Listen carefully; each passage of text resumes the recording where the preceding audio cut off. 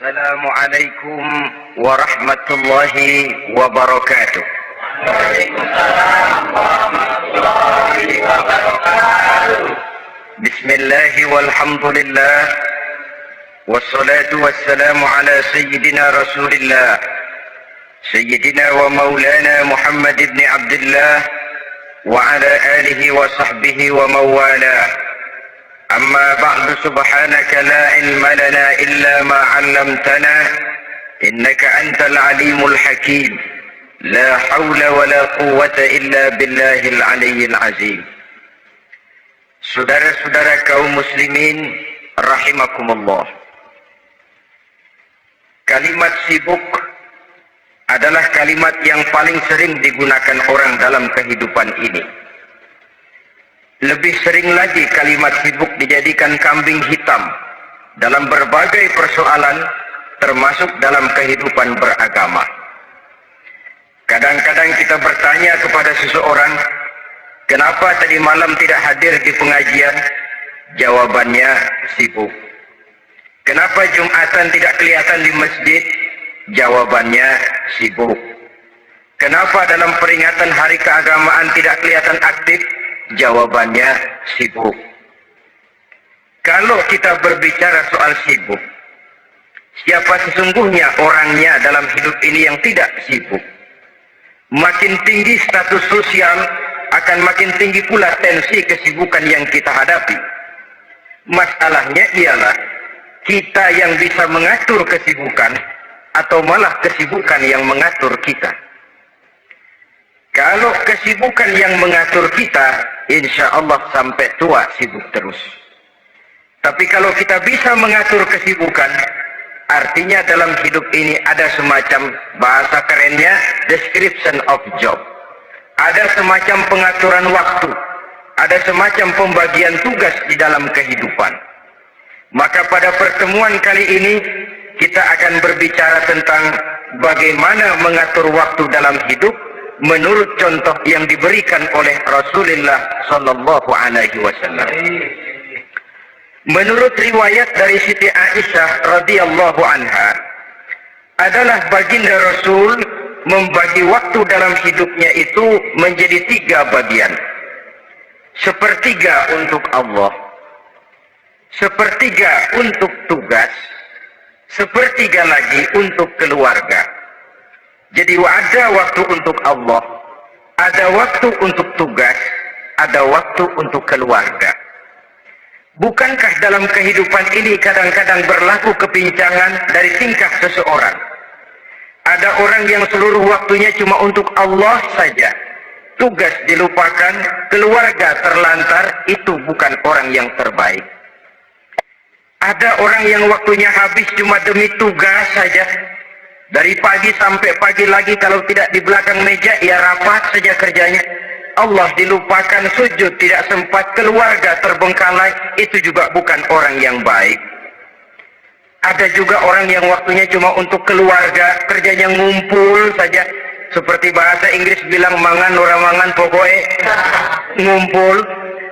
Bermasyarakat tidak sempat, sujud tidak pernah, dengan kehidupan beragama jauh. Ini pun bukan orang yang terbaik. Orang yang baik ialah orang yang pandai mengatur waktu. Itu tadi cara baginda mengatur waktu dalam kehidupannya. Selanjutnya, bagaimana cara beliau mengisi waktu? Apa pengaruhnya dalam pribadi dan perjuangan beliau, dan apa hubungannya dengan kita? Mari kita lihat lebih jauh. Sepertiga dari waktunya adalah untuk Allah. Artinya untuk beribadah kepada Allah. Bagaimana ibadahnya? Saudara-saudara, satu-satunya manusia yang dalam Al-Quran sudah mendapat jaminan ampun dari seluruh dosa yang pernah dikerjakan, cuma Rasulullah orangnya. Quran yang menjanjikan, liyaghfira lakallahu ma taqaddama min dzambika wa ma ta'akhkhar. Wahai Muhammad, dosamu yang dahulu, dosamu yang sekarang, dosamu yang akan datang kalau memang ada, seluruhnya sudah mendapat jaminan ampun dari Allah Subhanahu wa ta'ala. orang yang nyata-nyata sudah mendapat jaminan ampun dari segala dosa ini, ibadahnya luar biasa.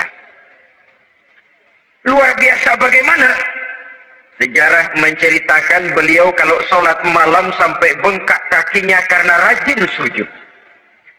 Aisyah menceritakan, satu malam selesai sholat isya saya akan tidur. Saya lihat suami saya sedang sholat, maka saya pun tidur. Tengah malam saya terbangun dari tidur, saya lihat suami saya masih sholat juga. Saya tidur lagi. Menjelang sepertiga malam yang akhir saya bangun, saya lihat masih sholat juga. Saya hampiri beliau. Saya tanya setelah sholatnya usai, "Bang," kata Aisyah, "ada apa yang?" Kata baginda Rasul. Sebab beliau itu, jangan senyum kalau saya katakan yang di sini. Sebab beliau itu pandai sekali menyenangi hati istrinya. Panggilan kelihatannya sepele, tapi bisa menghidupkan keharmonisan dalam rumah tangga. Beliau apabila memanggil Siti Aisyah dengan kalimat Humairah, "Ya Humairah," wahai yang pipinya kemerah-merahan. Cantik sekali panggilannya untuk istrinya. Kita kadang-kadang terlalu jujur tapi nyakitin. Mentang-mentang bini hitam, kalau manggil bini hitam, sini lo. Jujur tapi nyakiti itu. Hadirin yang saya muliakan, baginda menjawab, "Ada apa ya? Abang ini kan dosanya sudah mendapat jaminan ampun dari Allah." "Iya, lalu gimana?" "Ya kalau ibadah jangan terlalu gitu-gitu benar, kenapa sih? Orang sudah dapat jaminan ampun itu kan mestinya tenang, aman. Ini malah seolah-olah beliau orang yang paling banyak mempunyai dosa. Tidak puas melaksanakan hanya sholat yang wajib ditambah dengan yang sunnah-sunnah. Tidak usah gitu-gitu bener lah bang, sudah dapat jaminan ampun ini." Terhadap usul istrinya ini, apa jawab beliau? Sederhana, tapi melambangkan sikap jiwa yang luhur. Beliau menjawab, "Aisyah, afala uhibbu an akuna abdan syakura?" Ya, apa saya tidak senang kalau saya ini oleh Allah mendapat gelar abdan syakura, hamba yang pandai bersyukur, hamba yang tahu berterima kasih. Makin diampuni, makin banyak sujud saya.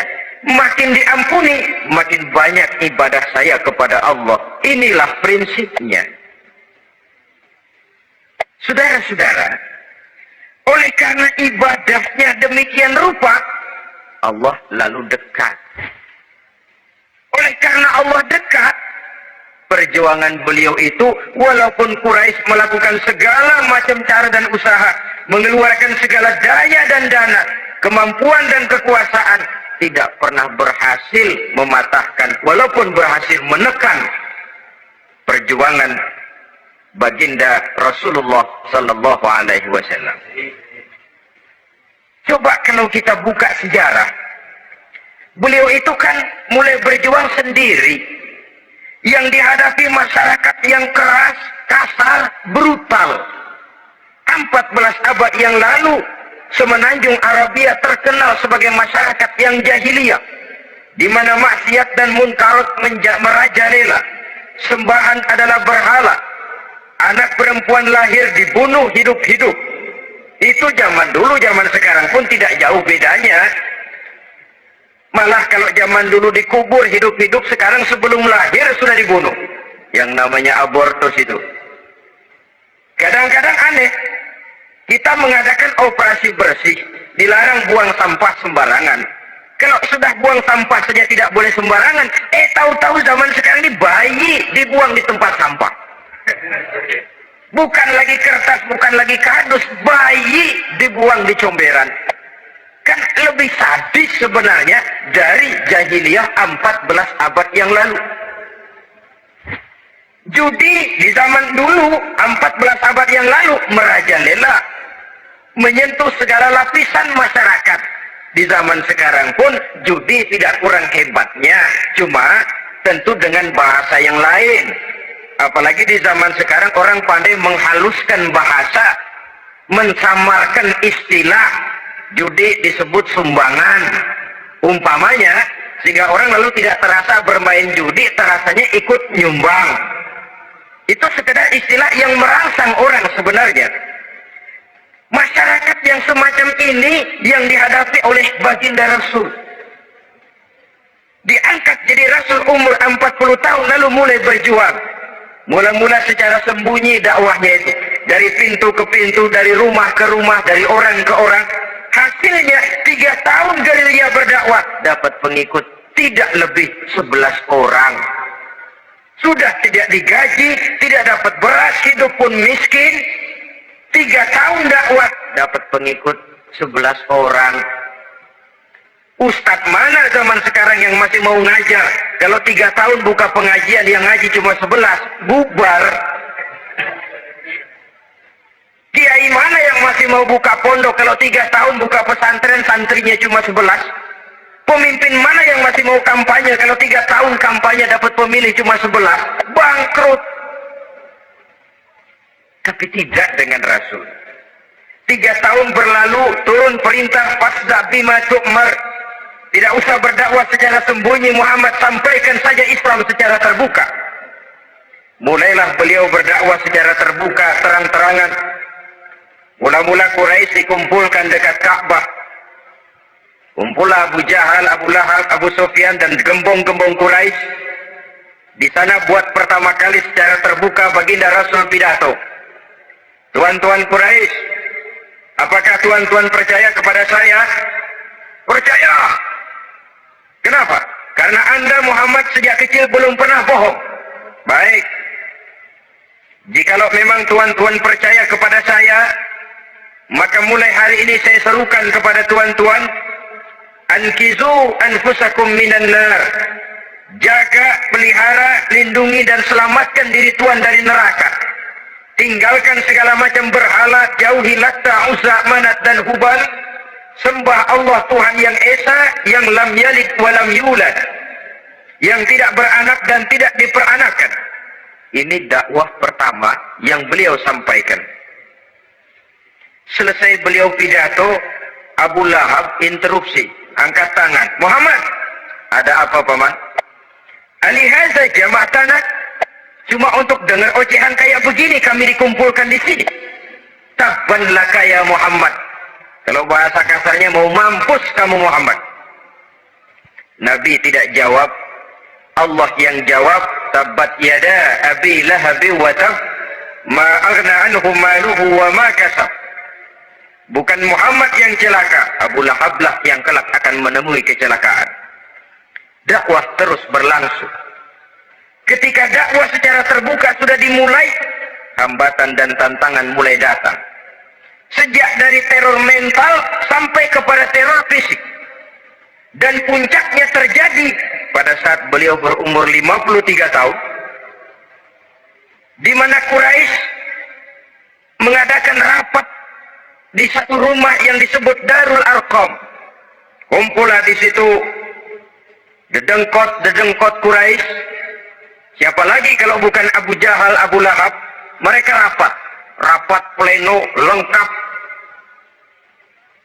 Setelah rapat dibuka, kata Abu Lahab kepada Abu Jahal, Jahal, bagaimana ini Muhammad?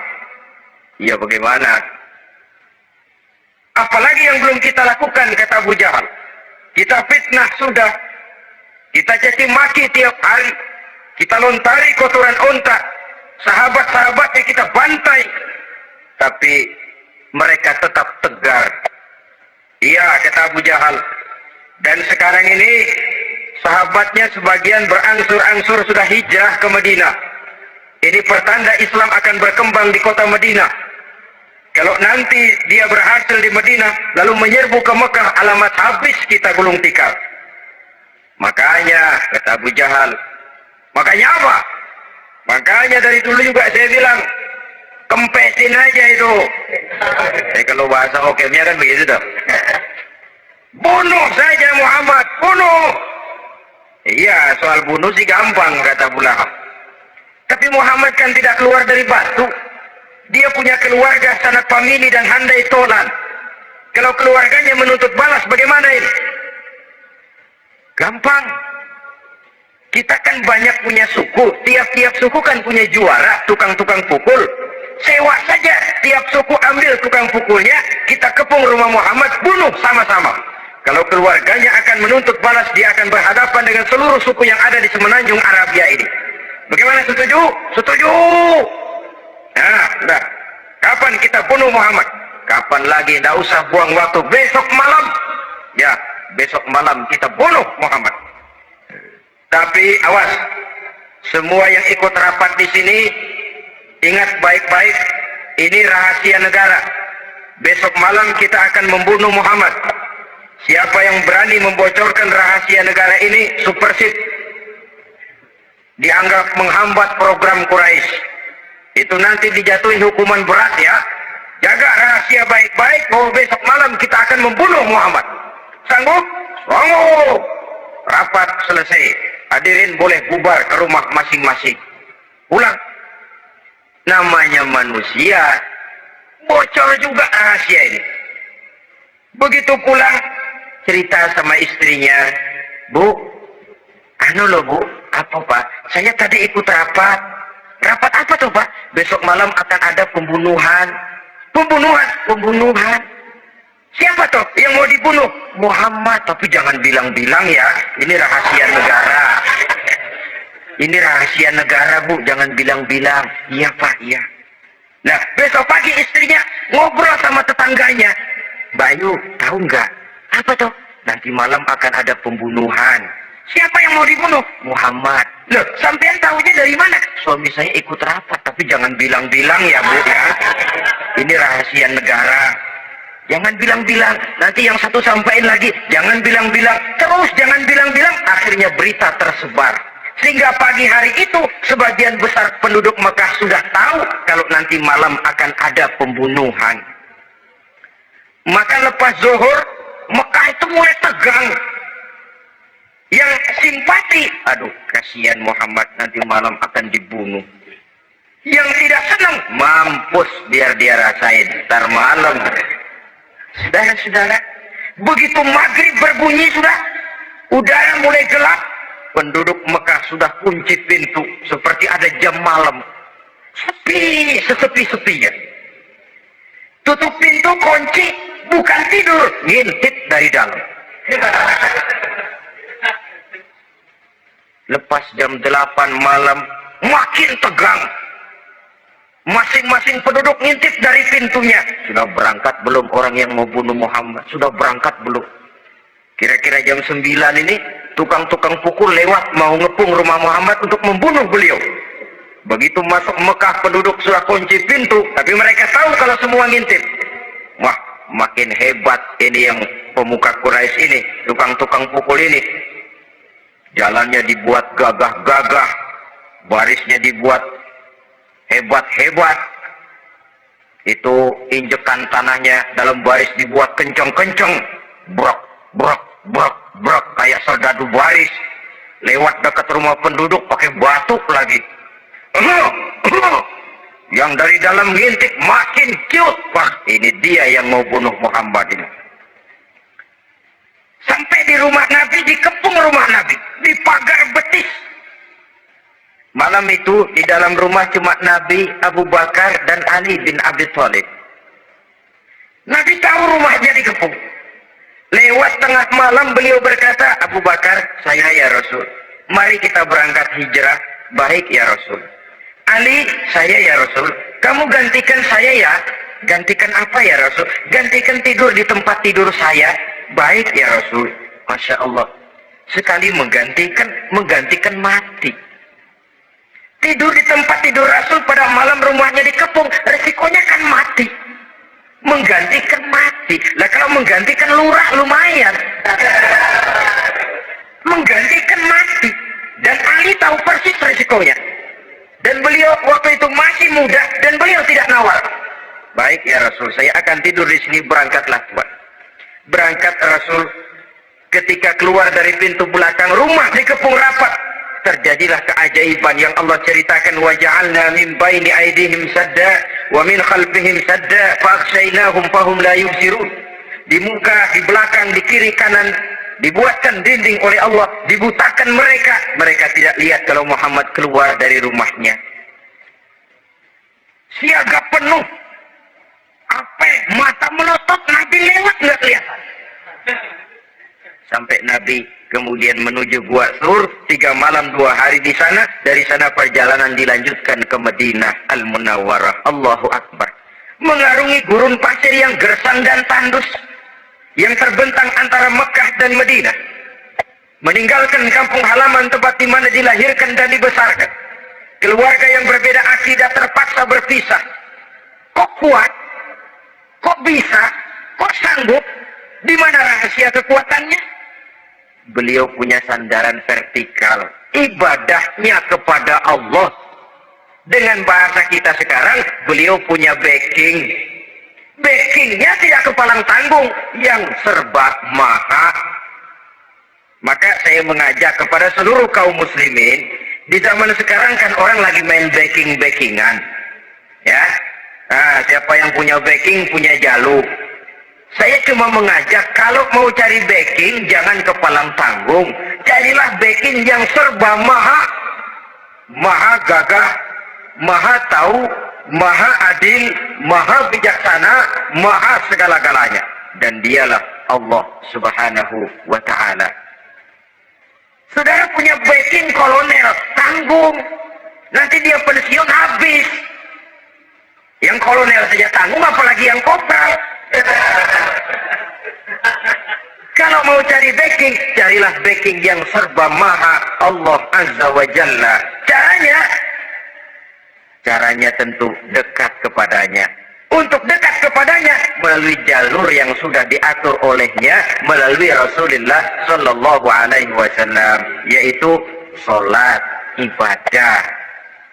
Makin tinggi nilai ibadah, makin dekat kita dengannya. Makin dekat dengannya, makin banyak fasilitas yang akan diberikan untuk kita. Saudara pegawai negeri ingin cepat naik golongan, itu caranya 2. Pertama, jam kantor disiplin. Jam 7 masuk, jam 3 pulang. Kalau belum jam pulang, jangan pulang. Yang kedua, tambahan, di luar jam kantor, sering-sering datang ke rumah kepala bagian. Apa malam minggu, apa hari minggu, apa bawa jeruk, apa pisang Ambon, kan begitu toh. Ini nanti kan kepala bagian kan nilai. Karyawan saya yang satu ini jam kantornya disiplin, tambahan dia sering datang hari minggu di luar jam kantor, bawa jeruk lagi. Ini mestinya belum naik, lah gue naikin dulu ke atas. Naik, saudara-saudara. Yang saya maksud apa? Itu zuhur, asar, maghrib, isya, subuh, jam kerja resmi itu. Jam kantor. Nah, ada kunjungan di luar jam kantor.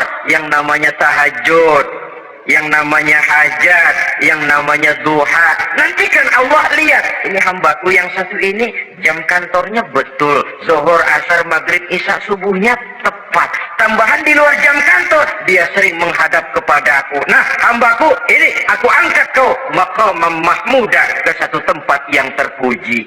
Kalau Allah yang ngangkat, satu negara orang mau rendahkan kita, kita akan tetap tinggi. Kalau Allah mau rendahkan, satu negara mau angkat kita, kalau memang dasar mesti nyungsap ke bawah.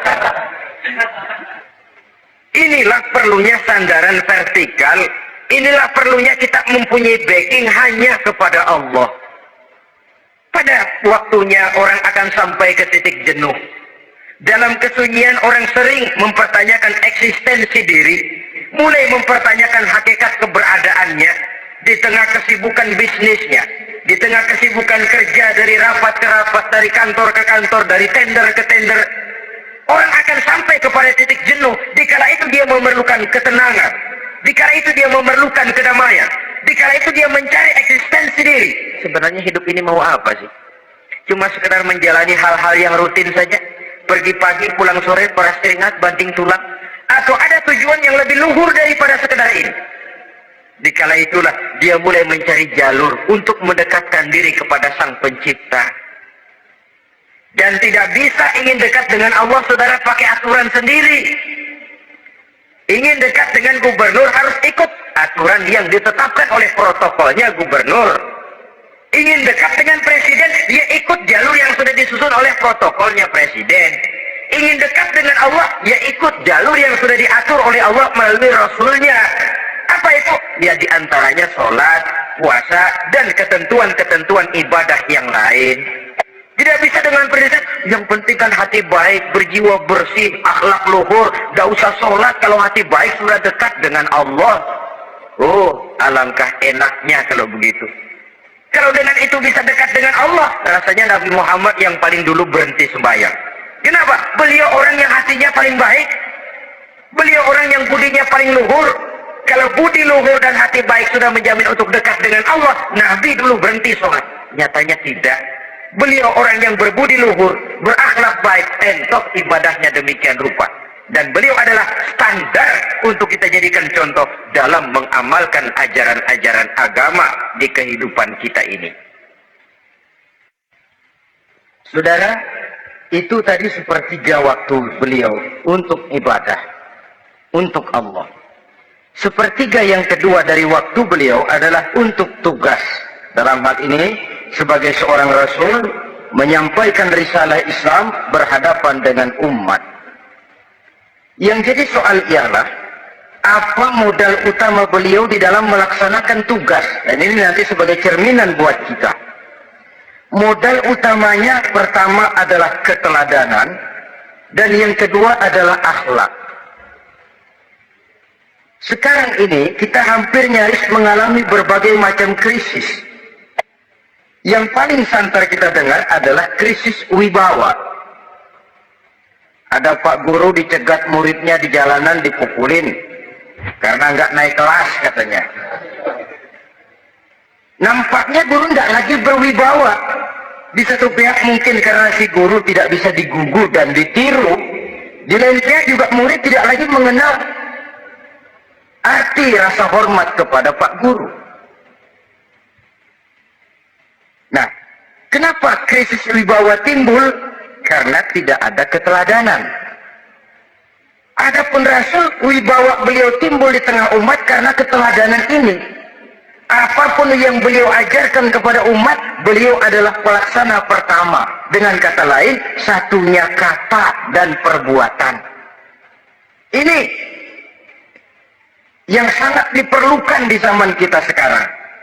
Bukan cuma sekedar simposium, muktamar, kongres, rapat besar dengan keputusan bertumpuk-tumpuk kertas di atas meja, tetapi tidak pernah terrealisir dalam kehidupan.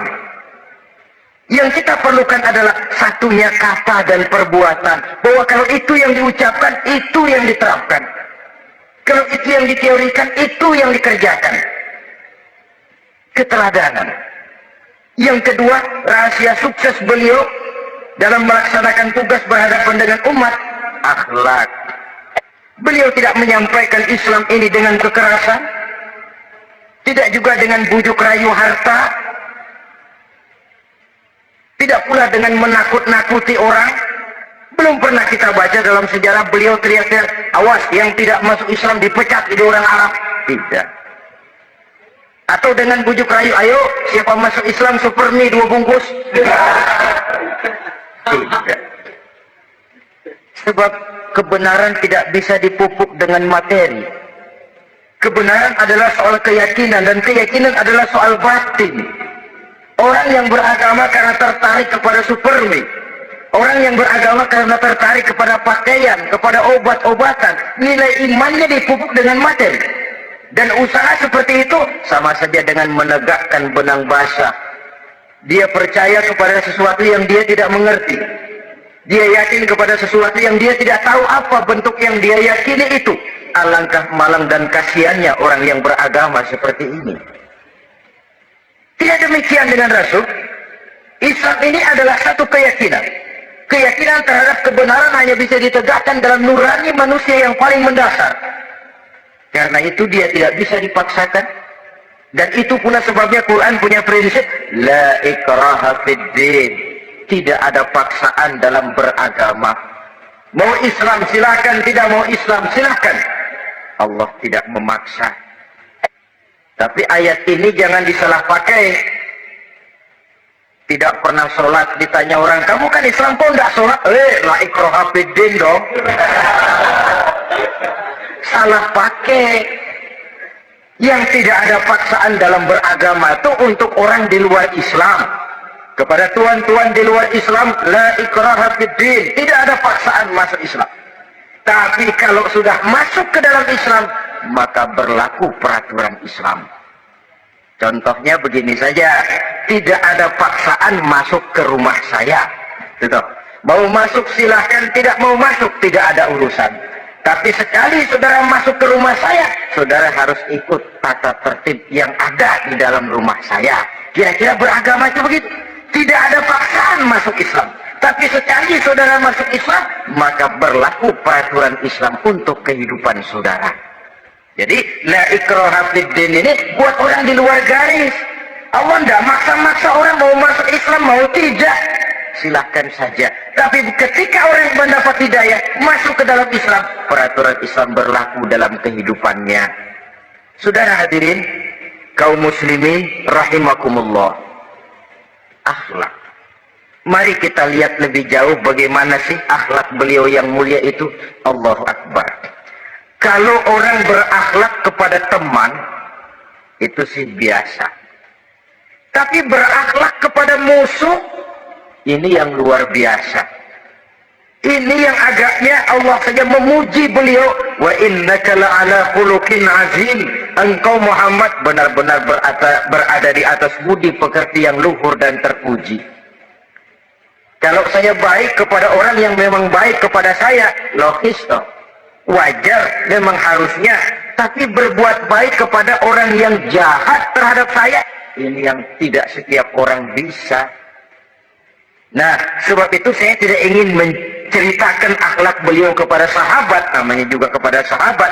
Saya akan kutip beberapa riwayat yang menceritakan bagaimana akhlak beliau kepada orang yang nyata-nyata memusuhinya. Berbagai riwayat menceritakan bagaimana beliau ketika di Taif dilontari orang dengan batu, yang melontari beliau malah mendapat doa. Allahumma hdi qaumi fa innahum la ya'lamun. Ya Allah, berikan hidayah, berikan petunjuk kepada mereka yang melontari saya dengan batu, karena mereka tidak tahu. Kalau saja mereka tahu, mereka tidak akan melontari saya dengan batu. Ya Allah, berikan hidayah kepada mereka. Padahal ketika itu malaikat Jibril menawarkan jasa. Muhammad, kalau kamu mau orang yang melontari kau dengan batu itu hancur, saat ini juga saya angkat Jabal Uhud, saya timpakan mereka biar mati semua. Mau Muhammad?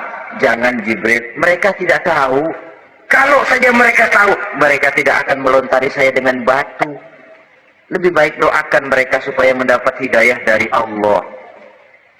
Dalam kondisi kepepet, dilontari dengan batu, malaikat Jibril datang menawarkan jasa. Beliau lebih memilih mendoakan orang yang berbuat jahat itu. Ya Allah, bukan main. Umumnya kita kan kalau lagi kepepet ada yang nolongin, girang bener. Andai kata kita yang jadi nabi disambitin orang, datang malaikat Jibril nawarin, bagaimana sikat? Habisin aja dah.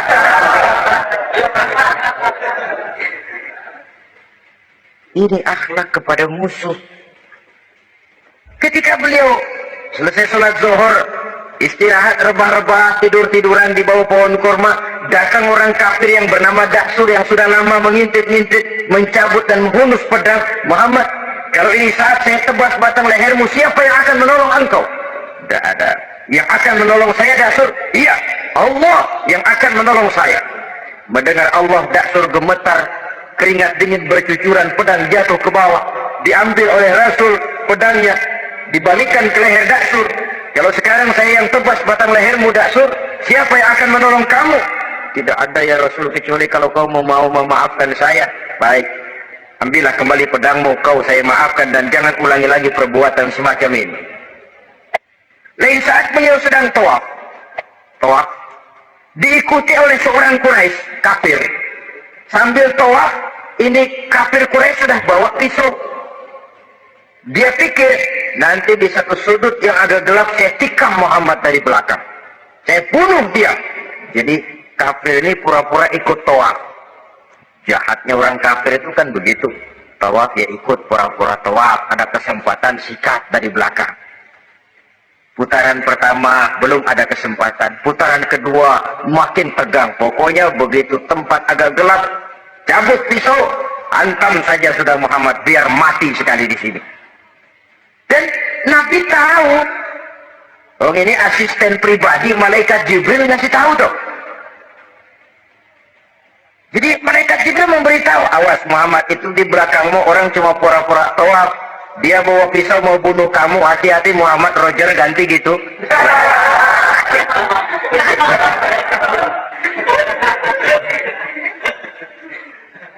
Tahu persis beliau, sampai di satu sudut yang gelap, si kafir ini mencabut pisau, Nabi nengok ke belakang, menoleh Nabi. Begitu menoleh, Quraisy ini kan ketangkep basah, bahasa Arabnya yumsak mablul katanya, ketangkep basah. Grogi, salah tingkah, garuk nggak gatel, kasihan lihatnya. Ya namanya orang ketangkep basah, mau alasan apa? Jika beralasan ya harus membela diri, gemetar nggak karu-karuan. Kata Nabi senyum. Mau apa, Mas? Rasul, ini apa? Anu. Sudah, saya kan tahu kamu mau bunuh saya toh. Sudah, saya sudah tahu kok. Kamu jangan pura-pura. Kamu kan mau bunuh saya kan? Terus terang saja. Iya Rasul, iya. Sekarang gimana? Enggak berani Rasul. Minta maaf saja. Ya kalau sudah kamu minta maaf begitu, sudah kamu pulang sana. Jangan diulangi lagi ya. Begitu mudah beliau memaafkan orang yang nyata-nyata mau menghabisi nyawanya, sepanjang itu belum terwujud, sepanjang itu belum terbentuk dalam artian real. Sangat mudah beliau memaafkan orang. Saudara hadirin kaum muslimin rahimakumullah, pemaaf, lapang dada, toleransi, menghargai pendapat para sahabatnya, ini sederetan dari akhlak yang terpuji. Sehingga karena keluhuran akhlak inilah yang menyebabkan orang tertarik masuk ke dalam Islam. Beliau berprinsip apa? Basiru wala tunaffiru, yassiru wala tu'assiru. Gembirakan orang, jangan ditakut-takuti. Mudahkan persoalan orang, jangan dibikin sulit. Ini kan satu prinsip yang sangat baik dalam melaksanakan dakwah, dalam menyampaikan misi. Apapun tugas kita di masyarakat, sebagai pegawai pemerintahan, pejabat negara, pedagang, pengusaha, seniman, ustadz, mubalik, kiai, ulama, dalam berbagai profesi, modal utama untuk sukses adalah akhlak. Sebab hati kita yang tahu cuma Allah. Orang lihat penampilan kita, orang lihat muka kita. Sebab itu Nabi katakan, innakum la tas'una an-nasa bi amwalikum walakin yas'uhum minhum bastul wajhi wa husnul khuluqi. Kamu tidak akan bisa menarik simpati orang banyak dengan hartamu, tapi bisa kau tarik simpati orang banyak dengan akhlak yang baik dan muka yang senyum, muka yang enak dilihat. Orang kadang sering bilang, dia mah biar mukanya begitu hatinya baik. Iya, suara hati kita nggak tahu. Yang kita lihat pertama, muka. Bagaimana gue mau ikut dia, mukanya kayak batu kuburan. Kesan pertama itu kan sudah lihat ada. Walaupun kadang-kadang hati memang baik, tapi hati itu kan urusan Allah. Yang kita lihat pertama, muka. Ini barangkali nanti termasuk teori dalam psychology of salesman ya. Bahwa sesuatu yang baik, kalau dihidangkan dengan cara yang tidak baik, orang tidak akan tertarik. Lihat saja, orang sekarang ini kan entah makin lajunya dunia bisnis kita, masuk ke rumah-rumah kita cuma menawarkan air jahe, menawarkan sasa, menawarkan kecap bango, menawarkan barang-barang yang kelihatannya remeh. Ini kan termasuk psychology of salesman. Yang datang ya biasanya perempuan, wajahnya ya lumayan, paling kurang sedikit di atas 6 lah gitu. Lalu tutur katanya sopan, masuk ke rumah tidak sungkan, ada rasa familiar, rasa kekeluargaan, lalu datang. taktik untuk menawarkan barang yang jadi merek dagangannya. Nah, Islam ini agama yang baik. Kalau disampaikan dengan cara yang tidak baik, sadis, memponis, orang akan lari dan jauh. Menyinggung, bukan menyentuh. Siapapun kalau tersinggung lari, tapi kalau tersentuh, dia akan mendekat. Apaan lo Islam bayang begitu? Mikir nih anak gue sembayang diomelin, mendingan kagak sembayang sekalian ketahuan. Saudara hadirin yang saya muliakan, ini yang diberikan contoh oleh baginda Nabi. Apapun tugas kita, pedagang utamakan akhlak, petani utamakan akhlak, seniman utamakan akhlak, mubaligh utamakan akhlak, pejabat negara utamakan akhlak, pelayan dan pengabdi masyarakat utamakan akhlak. Saudara hadirin yang saya hormati, kaum muslimin yang berbahagia. Jadi untuk sukses di masyarakat, untuk sukses di tempat tugas, modal utama adalah akhlak. Dan ini yang dijadikan contoh dari Nabi kita Muhammad sallallahu alaihi wasallam. Sepertiga waktunya untuk tugas. Dalam menjalankan dan melaksanakan tugas sebagai seorang rasul, menyampaikan risalah Islam berhadapan dengan umat, modal utamanya adalah akhlak.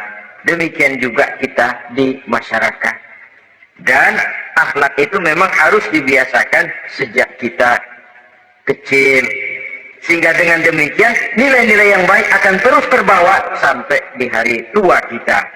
Saudara-saudara, rasanya kehancuran satu bangsa dimanapun di dunia ini selalu dimulai dengan kehancuran akhlak daripada bangsa itu sendiri. Dan kehancuran akhlak itu bisa saja terjadi di tengah kemakmuran ekonomi, di tengah maju dan canggihnya teknologi. Kapan? Apabila pegangan orang kepada agama sudah lemah dan rapuh. Kita tengok di negara-negara di sebelah barat kita, kemajuan teknologi yang tidak diimbangi dengan kuatnya pegangan orang kepada agama telah melahirkan budaya-budaya yang merendahkan martabat manusia. Lahirlah kebudayaan hipis, lahirlah kebudayaan nudis, hidup serba bosan dengan ini dan itu karena segalanya sudah dimiliki. Rumah mentereng, jumlah kendaraan sejumlah keluarga, kapal pesiar di laut mewah, pesawat udara punya. Setelah ini punya, ini ada, semua ada, titik jenuh sampai. Mau apa semua ini? Akhirnya ingin hidup apa adanya, tidur di gua-gua, tidur di kaki-kaki gunung, tidur di hutan belantara, pakaian kumel, tuh hipis-hipis yang datang kemari, yang pakaiannya kumuh, tambelan, lepis belel. Padahal di kantongnya cek, travel cek, dolar. Lain hipis kita, emang benar-benar gembel.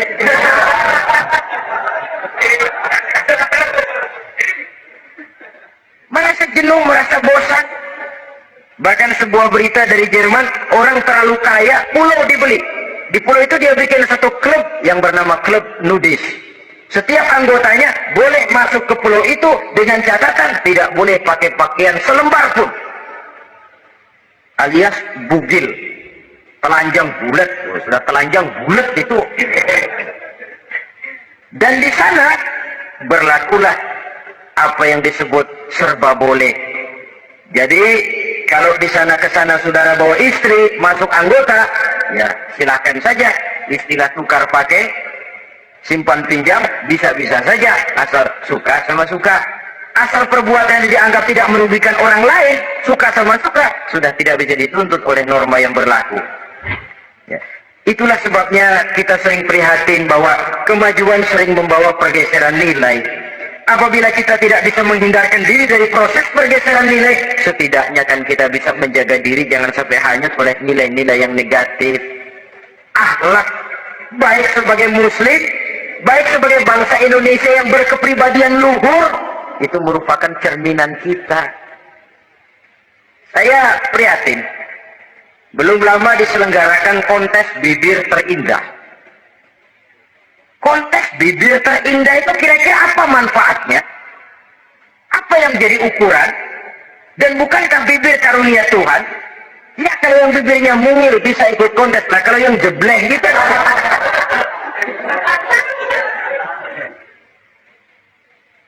Kontes bibir terindah masih hangat dibicarakan orang, sudah muncul lagi kontes betis terindah.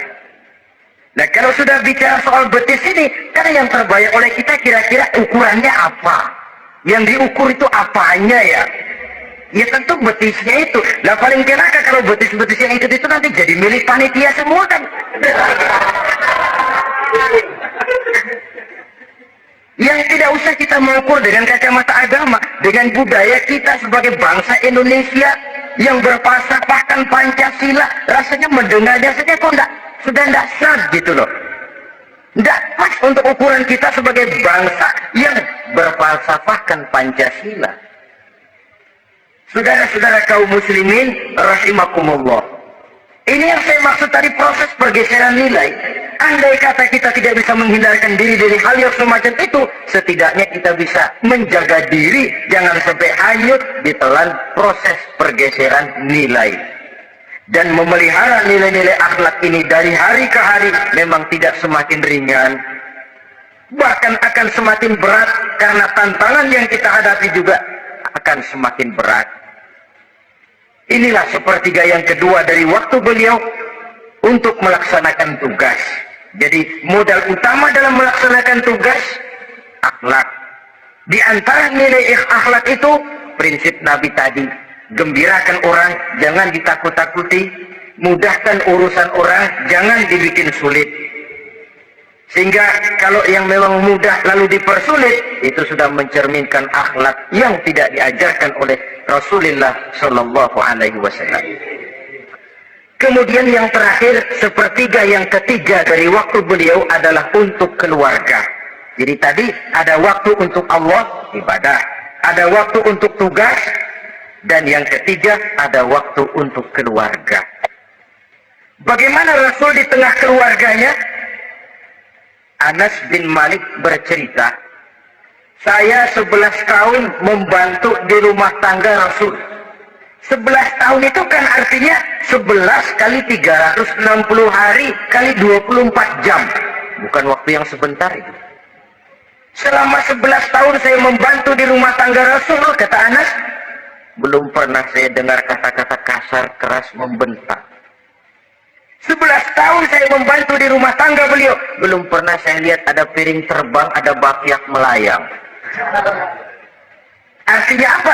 Cerminan dari ketentraman, keayeman, kedamaian rumah tangga beliau. Padahal rumah tangganya kecil. Istrinya lebih dari satu, tapi aman, tentram, rukun. Kita kadang-kadang istri satu seminggu 7 hari, perang 6 hari. Cuma 1 hari gencatan senjata. Sudah hadirin, saudara kaum muslimin rahimakumullah. Kalau beliau tidak menyenangi satu masakan, misalnya masakan istrinya, tidak mencah-mencah, cuma kelihatan dari makannya barangkali tidak begitu banyak, tapi tidak pernah mencela apapun yang dimasak istrinya. Senang ya dimakan, tidak senang ya dimakan karena menghargai lelah jerih payahnya istri. Ini kelihatannya sepele, tapi dari sini keharmonisan rumah tangga itu bisa saja timbul. Bukankah seseorang hanya bisa sukses di tempat tugas? Jadi apapun dia, kalau berangkat dari ketentraman dan ketenangan di rumah tangga. Dan tidak ada orang bisa meraih sukses kalau dia berangkat dari rumah tangga yang berantakan. Itulah sebabnya ini sangat diperhatikan oleh baginda Rasul. Dari rumah yang kecil, dari tempat tidur yang sederhana, yang sebelah itu kain kasar, sebelah dipakai untuk tidur, sebelah dipakai untuk selimut. Jadi kasur merangkap selimut. Allahu Akbar. Tapi dari rumah tangga yang semacam itu keluar ucapan baiti jannati, rumah tanggaku laksana surga bagiku. Di mana sih rahasianya? Karena rumah tangga beliau didirikan di atas ajaran agama. Agama membuat suami istri tahu hak dan tahu kewajiban. Kalau kewajiban dilaksanakan, hak diberikan, akan timbul saling pengertian. Apabila ada pengertian, akan timbul ketenangan, dan ketenangan adalah tangga utama untuk mencapai rumah tangga bahagia. Apalah artinya? Seperti banyak istilah orang, rumah bertingkat, uang banyak berlipat-lipat, kendaraan serba mengkilat, istri pun cantik memika, kadang-kadang jumlahnya 4. Tapi tiap hari kiamat. Tidak pernah ada ketenangan dan kedamaian di rumah itu. Saudara hadirin, lebih celaka lagi sudah rumah gubuk berantem melulu. Sudah kiamat itu, sudah kiamat. Jadi dengan adanya pelaksanaan kewajiban pemberian hak timbul pengertian. Pengertian membawa ketenangan. Suami keluar rumah, istri tenang di rumah. Suami meninggalkan istri pun hatinya tenang dan tentram, tidak was-was, tidak berpikiran nanti kalau si lembur ini istri ngompreng, tidak. Si istri pun lega melepas suami karena ada keterbukaan. Ini kan menurut angket terakhir loh ya, yang diadakan oleh beberapa majalah di ibu kota ini. Di ibu kota katanya, dari sejumlah laki-laki yang disebarkan angket, ternyata jika ada 3 laki-laki, 2 nyeleweng. Jadi angka penyelewengan itu 2/3 dari jumlah laki-laki itu menyeleweng katanya. Ya mudah-mudahan yang kumpul di sini termasuk 1/3 yang nggak nyeleweng itulah. Dan tidak semua bentuk penyelewengan itu karena alasan ekonomi. Bukan pula karena alasan ketidaksetiaan istri. Tapi merupakan cerminan dari sikap hidup di mana orang jauh dari nilai-nilai agama, sehingga penyelewengan itu dianggap sesuatu yang manusiawi. Biasa-biasa saja, bahkan kadang-kadang ikut membentuk status sosial, melahirkan kebanggaan. Innalillahi. Orang kalau sudah bangga nyeleweng bangga, itu kiamat sudah. Sama saja, bikin dosa ketawa. Waduh. Itu malaikat gemes bener. Udah bikin dosa cengengesan, cengar. Tidak ada rasa nyesel, tidak ada rasa takut, tidak ada rasa bersalah. Biasa gitu. Saudara hadirin yang saya muliakan, ini kan cerminan dari rapuhnya pegangan orang kepada agama. Jadi untuk membina rumah tangga yang bahagia ini, 1/3 dari waktu untuk di tengah keluarga, menghidupkan nilai-nilai agama di rumah tangga kita. Oleh karenanya, pada bagian akhir dari pertemuan yang singkat ini, saudara-saudara, saya mengajak, marilah pandai-pandai membagi dan mengatur waktu. Ada waktu untuk Allah, ada waktu untuk tugas, ada waktu untuk keluarga. Syukur kalau ada keseimbangan. Tapi kalau tidak, istilah usul fikih itu tatimul aham minal muhim, mendahulukan yang terpenting dari yang penting. Kalau ada 3 persoalan semuanya penting, tentu di antara 3 ini kan ada yang lebih penting, yang itulah yang dikerjakan lebih dulu. Dan ini tidak berarti bahwa penjatahan waktunya harus sama.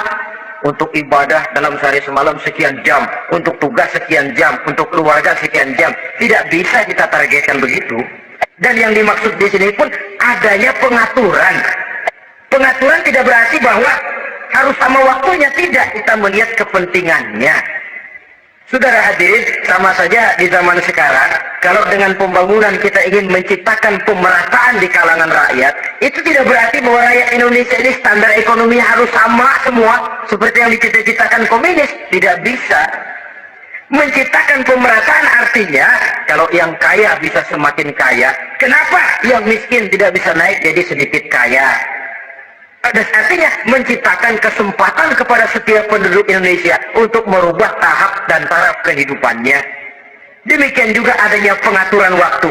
Bukan berarti untuk Allah sekian jam, keluarga sekian jam, tugas sekian jam. Sebab jam-jam ini sulit kita jatahkan. Kadang-kadang tugas, kadang-kadang keluarga, kadang-kadang ibadah kita sedang gandrung. Yang penting ada keseimbangan dalam cara kita mengatur waktu itu.